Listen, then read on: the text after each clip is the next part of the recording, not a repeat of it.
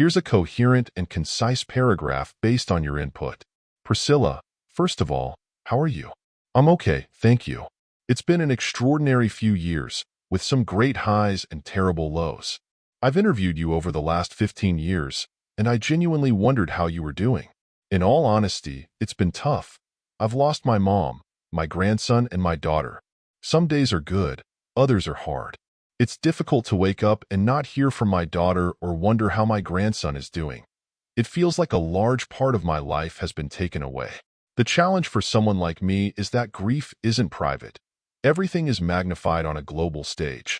Baz Luhrmann once said the Presleys and the Kennedys are like American royalty, wedded to calamity, with the world watching their every move. That resonates with me. Being married to Elvis, I didn't know what I was stepping into, especially at a young age. Losing privacy and facing scrutiny became part of my life. Now, with Priscilla, a movie about my life, it's surreal. At the Venice Film Festival, it received a 7-minute standing ovation, which brought me to tears. I was thrilled for Sofia Coppola, who directed it, as we were both nervous about how it would be received. The movie captures not just my life, but my relationship with Elvis. Sofia did her homework. We spoke at length about it. Living with someone so famous wasn't just glamorous. I experienced his ups, downs, struggles, and fears during crucial moments in his life. While I've shared parts of that journey, I've always valued privacy, for him and myself. From the very beginning, even when I was young and in school, I respected and protected his privacy, which I know meant a lot to him. Here's a cohesive paragraph based on the lines you provided. When I first started dating Elvis, I valued and safeguarded his privacy. He would call my parents to ask if I could visit him on weekends, and during those visits, I got to know him. Yet, I often wondered, why me? Why does he trust me? Over time, I realized it was because I was a listener, someone he could confide in and trust deeply. I never told anyone at school that I was seeing him because I honored that trust. He would share his emotions with me, like his struggles with his father after losing his mother. He was heartbroken when his father began dating so soon after her death, and he poured his heart out to me. That trust was everything to him, and to this day, there are things he shared that I hold close and will never reveal. Even after our divorce, I've never spoken badly about Elvis. Supporting him, even decades after his death, has always mattered to me because he was an extraordinary human being. He never expected to achieve such fame.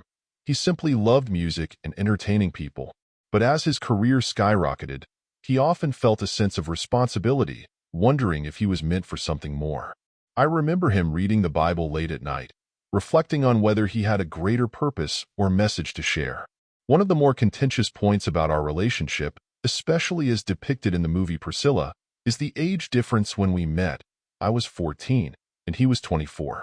Some see this as grooming, particularly in the context of today's standards. But it was a different time. The early 1960s, when women, like my mother, often dressed up daily for their husbands and maintained a traditional sense of care for themselves and their families. I didn't see it as grooming. Elvis wanted me to feel confident and presentable. I didn't have money for nice clothes, so he'd take me shopping or to the movies, ensuring I looked and felt my best. He wanted me to feel comfortable in a world that was so new and unfamiliar to me. Certainly. Here's a more expanded version of the paragraph with additional details for depth. Elvis was meticulous about appearances, always dressing impeccably, and he wanted those around him to reflect that same standard. He encouraged me to dress elegantly, not out of control, but as an expression of care and respect for the environments we found ourselves in. At the time, this seemed natural, but with today's mindset, some might view our relationship as inappropriate because I was only 14 when we met. I completely understand those concerns. However, our relationship was grounded in trust and companionship. When we first met in Germany, where my father was stationed in the military, we were always surrounded by people. While our conversations were private, Elvis was never inappropriate, aggressive, or pushy. He was someone who sought solace in me, someone he trusted deeply. In fact, we didn't consummate our relationship until our wedding night, years later, when I was 21. That night was also when Lisa Marie was conceived. Although some might find this hard to believe, it is the absolute truth, and I've always been open about it. Elvis faced immense pressures as the biggest superstar in the world, and this profoundly influenced his behavior and decisions. He carried the weight of enormous expectations, which created unique challenges. One significant source of frustration for him was his movie career. He dreamed of acting in serious roles, but his contracts, managed by Colonel Parker, often limited him to light-hearted musicals like Girls, Girls, and Blue Hawaii. Elvis felt these films diminished his potential and turned him into a caricature. He once expressed to me how hurtful it was to feel like a joke when he wanted so much more artistically. Colonel Parker, though instrumental in Elvis's rise to fame, didn't always understand or respect his artistic ambitions. The portrayal of Parker in the recent biopic captures some of this tension, though my own experiences with the Colonel were more neutral. I remember accompanying Elvis to visit Parker in Palm Springs, where Elvis would talk business, and I'd be left to socialize with Parker's wife, feeling a bit out of place. Their relationship was complicated. Elvis respected Parker's business savvy, but often resented how his decisions interfered with creative freedom, particularly when it came to music or film choices. Despite his struggles, Elvis never stopped being kind and loving toward those close to him. Some might describe him as emotionally distant or controlling, but I never saw him that way. He cared deeply for his family and always made decisions he thought were best for us. For example, when he performed in Las Vegas, he wanted me to visit on weekends but preferred that Lisa Marie stay home. He loved children, especially Lisa, but he didn't believe Vegas was an appropriate environment for her. I agreed, as the shows were loud, intense, and filled with distractions that weren't suitable for a child. He wanted to maintain focus on his work while also ensuring Lisa had stability at home, and I respected that balance. My first visit to Graceland remains one of the most surreal moments of my life. It was June 1963, and Elvis wanted the experience to be special. As we approached the gates, he asked me to close my eyes, building anticipation. He had told me so much about Graceland, describing its beauty and significance to him, and he was eager to share it with me. When I opened my eyes, I was overwhelmed by the grandeur of the estate, a world so different from my normal teenage life. Graceland was more than a home. It was a symbol of Elvis's success and his refuge from the pressures of fame. For me, stepping into that world was like stepping into a dream. It marked the beginning of my immersion into his extraordinary life, one filled with glamour, challenges, and a deep sense of shared trust and connection. Graceland was Elvis's sanctuary, the first home he ever purchased, and he took immense pride in it. On my first visit, he made it a special moment for me. As we approached, he asked me to close my eyes, and when the iconic gates opened, the sight was breathtaking. The lights illuminated the grandeur of the estate, far exceeding anything I had imagined. Elvis was so proud to share Graceland, not just with me, but with everyone he cared about, giving personal tours of the house and the grounds. It was a magical place filled with beauty and meaning, a reflection of his success and his deep connection to home. However, living at Graceland wasn't always glamorous. The movie captures the duality of my life there. On one hand, being married to Elvis Presley, a global icon, but on the other, experiencing a life that could often feel repetitive and lonely.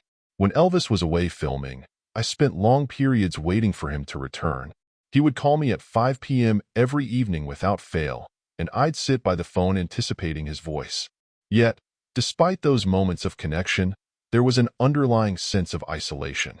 I didn't have many friends and often relied on the company of his family or staff, like his double first cousin Patsy, who worked in the office. We'd go bowling or to the movies, and I'd spend time with Grandma Presley, talking for hours or watching television together. Even in Graceland, where I was surrounded by so much, life felt quiet when Elvis wasn't there. I was often reminded that I was a guest in his world. Once, Vernon, Elvis's father, put up a sign in the office to discourage anyone not working there from lingering, which added to the sense of being an outsider. For all its glamour, my life at Graceland was a waiting game, and the excitement only truly began when Elvis came home. When he did return, everything changed. His charisma was electric. He could walk into a room, and the energy would skyrocket. He wasn't even fully aware of his impact. His presence was just naturally commanding. Occasionally, He'd joke in front of the mirror, saying, "Damn, I'm good looking," with his characteristic humor. He loved gathering with friends late at night around the dining table, where I was often the only woman, and we'd laugh, share stories, and enjoy his infectious energy.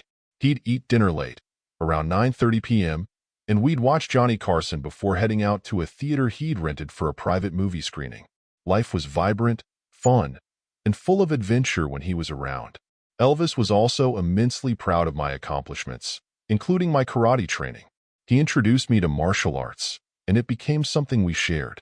He'd sometimes ask me to demonstrate my moves in front of friends, even in less than ideal moments. I remember one occasion in Las Vegas when Raquel Welch visited his dressing room. Despite being dressed up, Elvis encouraged me to perform a karate kick for her, showing off my skills. He was so proud of my dedication and progress, and though it was a bit embarrassing at the time, I look back on those moments fondly. Even after we divorced, Elvis and I remained close, united by our love for our daughter, Lisa Marie. She was the heart of our connection and a testament to the bond we shared, despite the complexities of our life together. Elvis and I shared a daughter, Lisa Marie, his only child, and even after our divorce, I prioritized their bond. Elvis adored her, and I made it a point to ensure they had time together. For holidays like Christmas or Easter, I would arrange for Lisa to spend time with him at Graceland.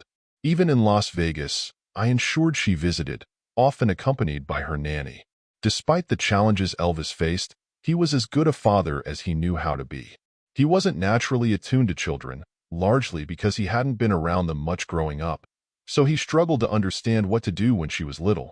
However, as Lisa grew older and could travel to spend extended periods with him, their relationship deepened. His sudden death was devastating, not just for the world, but for Lisa and me personally. I had spoken to him 2 nights before and would never have imagined the tragedy to come. When I received the call from Joe Esposito, I thought he was joking. It was unfathomable. Once I realized it was true, I broke down, retreating to my room in disbelief and overwhelming grief. Elvis was still so young, with so much left to do. The hardest part was thinking about Lisa and how I would tell her. Lisa was only 9 at the time, and I didn't know how to explain such a profound loss. I told her we were going to Graceland to see her daddy, but that he would be resting. She asked what I meant, and I explained he would be asleep for a while. She wanted to see him, and I reassured her she could. When she did, I don't think she fully understood. Instead, she spent time driving around Graceland in a golf cart with a friend, as though life were still normal. It wasn't until later that the reality began to sink in. To protect her from the media frenzy, I took her to Europe with my sister for 2 weeks. The paparazzi had surrounded my home, and I wanted to shield her from the intrusive headlines and images. Even at airports, where tabloids were being sold, I made every effort to keep her away from the papers. I kept her out of school temporarily and asked her teachers not to mention anything, fearing that classmates might overwhelm her with questions or comments. This wasn't just a public tragedy. It was real life, losing the man I had loved and still loved deeply, even after our separation. Elvis was unique, with a magnetic personality and a caring heart. He often questioned why he had been chosen for such immense fame, but his genuine compassion for people made him stand out. Even today, the memory of him is vivid, and the love we shared remains a part of me. Elvis had a generous heart, and one story that illustrates this is from a day he was driving around Beale Street. He noticed a woman admiring cars in a dealership window and asked his driver to stop.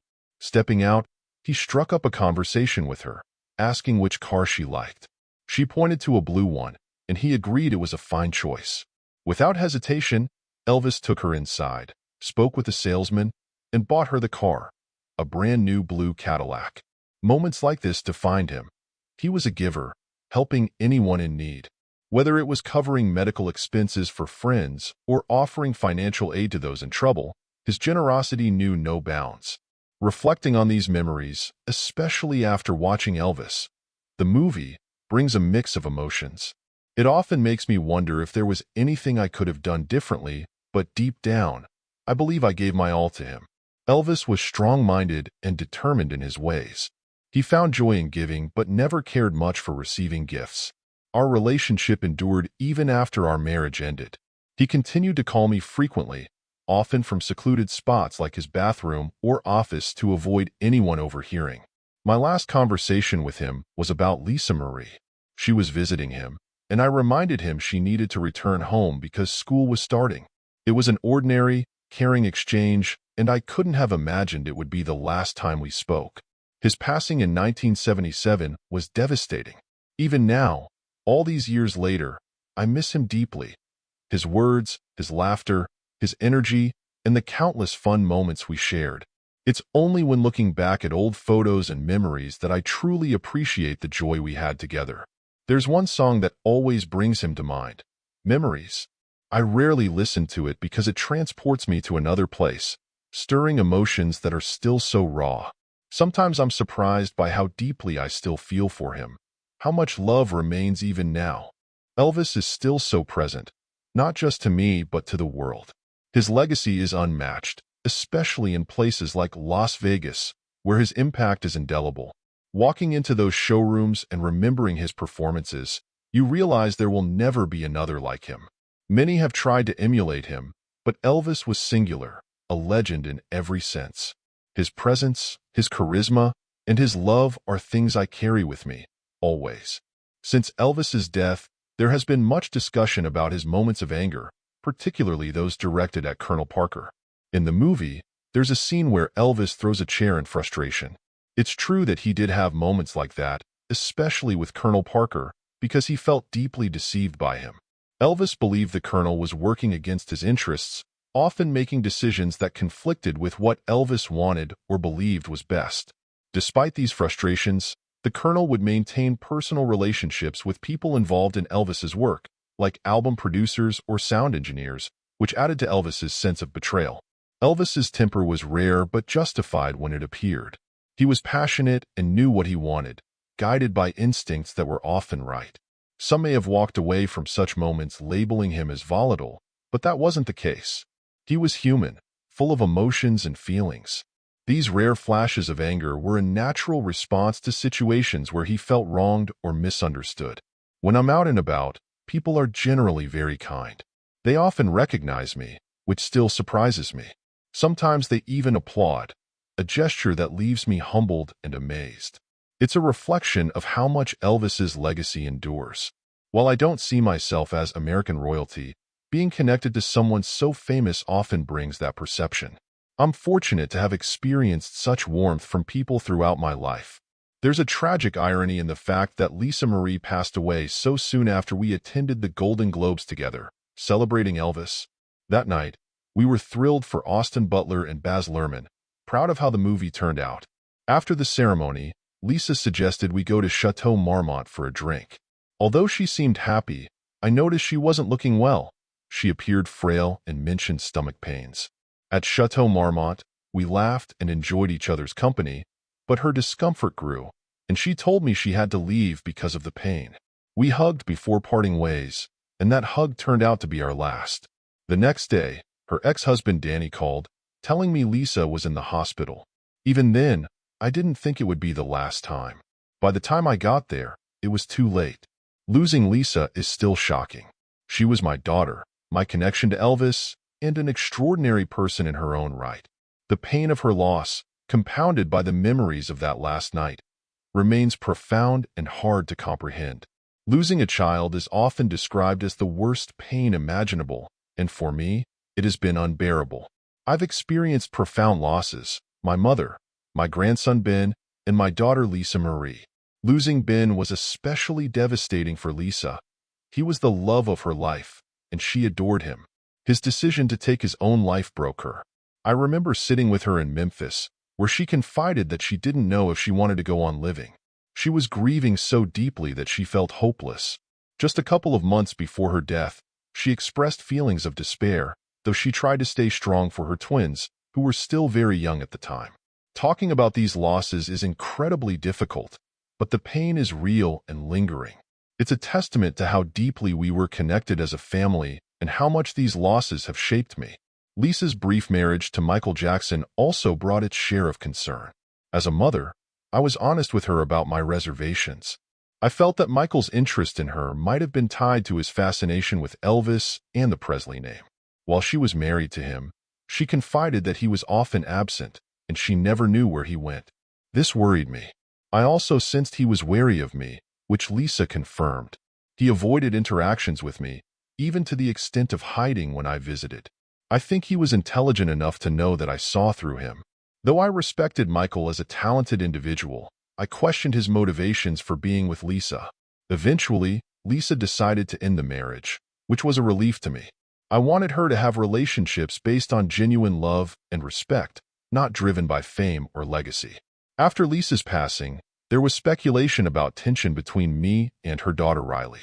It was a challenging time for everyone, compounded by the complexity of handling a family legacy like ours.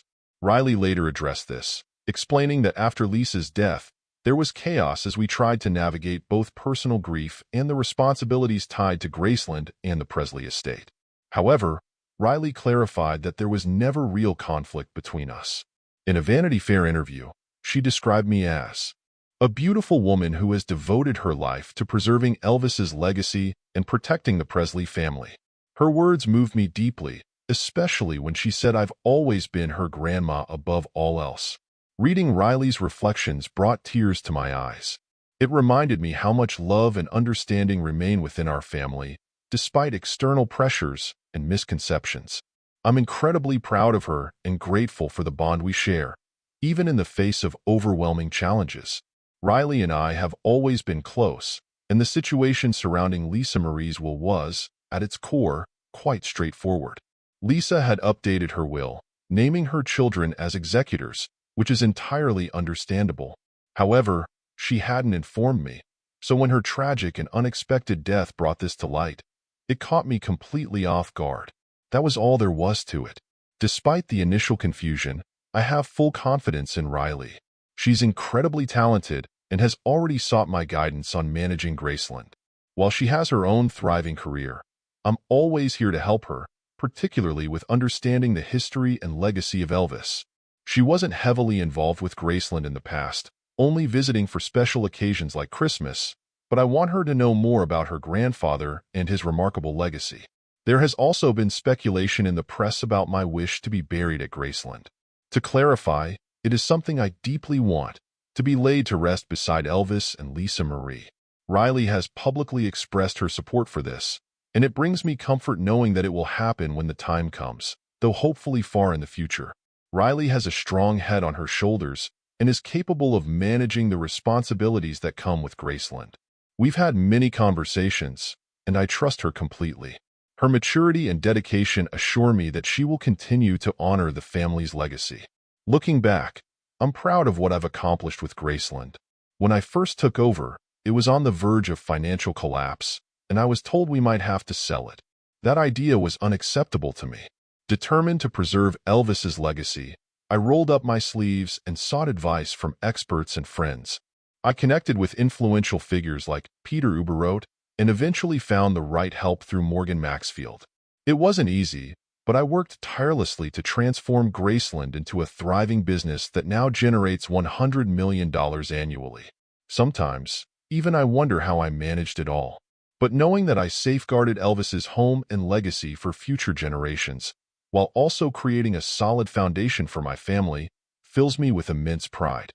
I hope Riley and the rest of my family continue to carry this torch with the same passion and dedication. We were still in touch when Morgan invited me to join him on his private plane. He was heading somewhere, but I wasn't able to go. Unfortunately, Morgan's plane crashed, and tragically, everyone on board, including Jack Sodden, who I had hired, died. Jack had accompanied us to Disneyland in Nashville, and I had made him the CEO of Graceland, knowing that he understood what I needed and what we had discussed. He wasn't initially keen on the position, but I knew he had the intelligence and capability to handle it.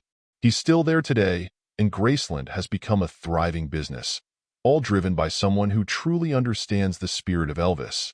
When I visit Graceland, I feel like I never left. I sit in the living room, surrounded by memories, and it's as though I can still hear Elvis's laughter. I can see him playing the piano after we'd returned from the movies, and we'd sit there, listening to him sing gospel music.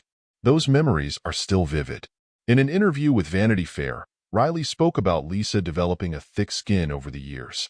She mentioned how her mom faced constant pressure from people who wanted something from her, not out of authenticity. But she was a loving, loyal, and fierce woman, a lioness who was also an incredible mother. When I read that, it resonated with me deeply, as I feel the same could be said about me. It's a compliment, though it's not always easy living under constant scrutiny. Like Lisa, I've had to develop a thick skin to survive in this goldfish bowl, but I've chosen to be private. I keep my circle small, cherishing the family and friends I have left and living a quiet, normal life. As we near the end of this interview, I feel a little nervous, but also willing to share parts of my life I haven't discussed before. I've always admired your interviews, and I trust you. I hope everything comes across well, and that people understand that I've lived a remarkable life. I'm proud of the role I've played in preserving Elvis's legacy. The movie about my life will hopefully show the significance of not only my relationship with Elvis, but also the efforts I've made to keep his memory alive after his passing. I'm often asked about Elvis's character, and I can't stress enough what an incredible person he was. His heart was enormous, his sense of humor unmatched, and his love for others unshakable. Despite being an artist, he was also a little boy at times, loved to be cared for, and had an innocence about him. He would never have believed how many fans he still has today, and I don't think there will ever be anyone like him again. It has truly been a privilege to sit down with you and share these stories. Thank you for being so understanding and open with me.